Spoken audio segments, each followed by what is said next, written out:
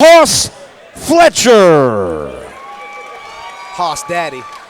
And fighting out of the red corner, Zadac Lankford. You know, Zadac Lankford. Here is Zach Tybris, your referee. The fun cases where we got to see him debut in Kansas City Fighting Alliance, and we get to gauge his growth throughout watching the bouts. So it's cool to see a guy grow inside one promotion here and be built up. Big single leg. A big scoop and score takedown. It looked like Lankford landed on his head there. I imagine he's a bit dazed from that, if not just the impact from, well, the earth hitting his back. Yeah, Fletcher's trying to hold on to this guillotine here, but it's not a good position. Fletcher cranking on Zadac's neck here. If he's not careful, he could... You know, that looks extremely uncomfortable. Zadac is doing a good job of keeping his right hand pressured into Lankford's neck. So it's kind of a 50-50 uncomfortableness, if you will, with Zadac having gravity on his side, so a little bit less effort. And those hooks to the body are also going to add the biggest element to everything going on. The big thing is as long as Zadac can stay out of the half guard or full guard of Fletcher, he should be safe from that guillotine.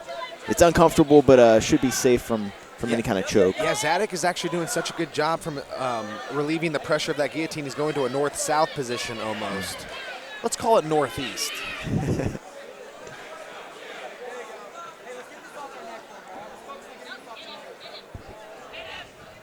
You know, traditionally, that's not a position you want to look to score a guillotine choke, but if you're going to do it, this is about as good as you can do as far as making somebody uncomfortable. He's underneath that trachea.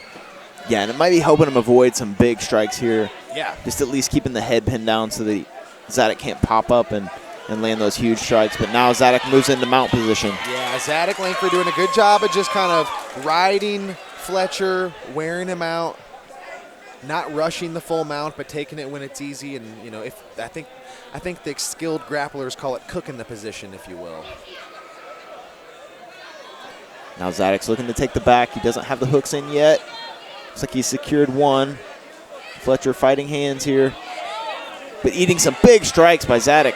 Yeah, those are big hooks being fired. Oh. Zadac's left arm is wrapping up Lankford. Oh, and he is raining and bouncing his head off the mat, trying to open up a money box. This referee's letting him take a beating.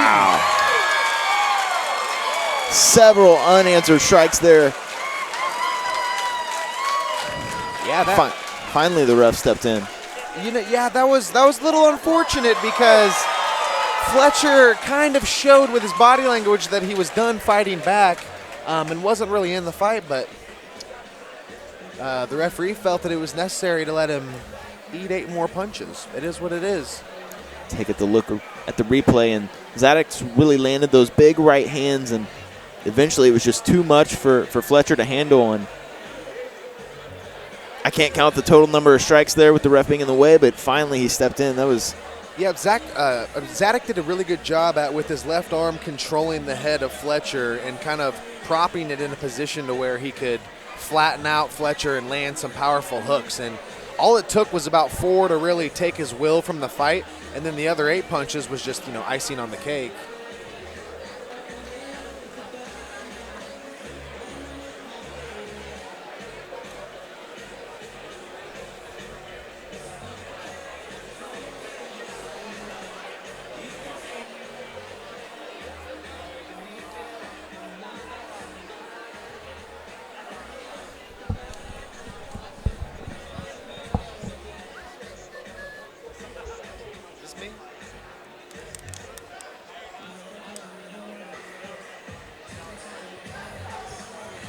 Ladies and gentlemen, this bout has ended at 2 minutes and 21 seconds of round number 1. Your winner by TKO out of the red corner, Zadac Lankford.